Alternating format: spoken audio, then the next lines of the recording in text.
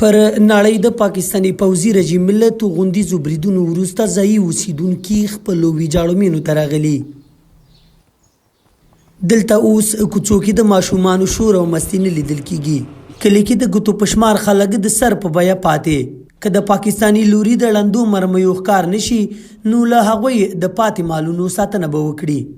که څه هم له افغان امنیتي ځواکونو سره د پاکستاني پوځي رژیم تر جګړې یوه میاشت تیريږي، خو پاکستاني پوځي رژیم په پرلپسې ډول د ملکي وګړو مېنې په نښه کړي دي چې له امله یې فرضي کرښې ته له څیرمه ولسوالیو څخه نیږدې 8000 کورنۍ له خپلو اصلي مېنو بې ځایه شوي.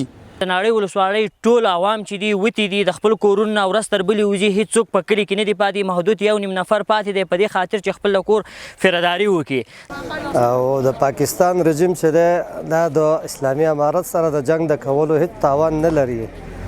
عمومي خلک چې دي دا په نښه کوي او عمومي کورونه او بازارونه ولي.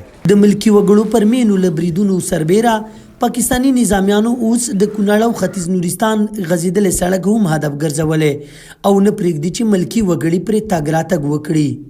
دغه لاره چې ده دغه لاره د عوامو دپاره بنده کړې ده. عوامو ته پکې مشکل بره نه نظامیان شته دی، نه په دغه لاره باندې کم نظامي تاسیسات شته دی.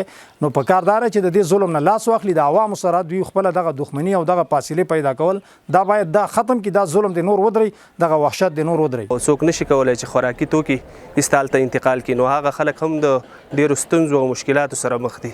بل پلو په ختیځ کې د 201 خالد بن ولید قلو اردو مسؤلینو هم هغه هوازی او ګنګوسې رد کړي چې ګواکې د نورستان کامدیش او برګي مټال ولسوالۍ د پاکستاني پوځي رژیم لاس ته لوېدلي.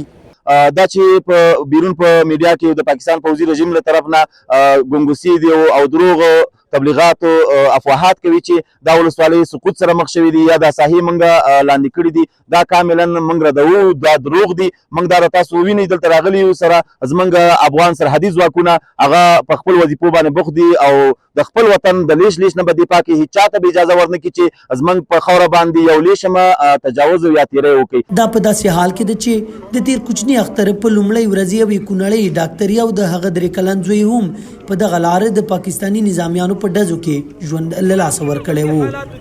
د زنانو وجل نشته.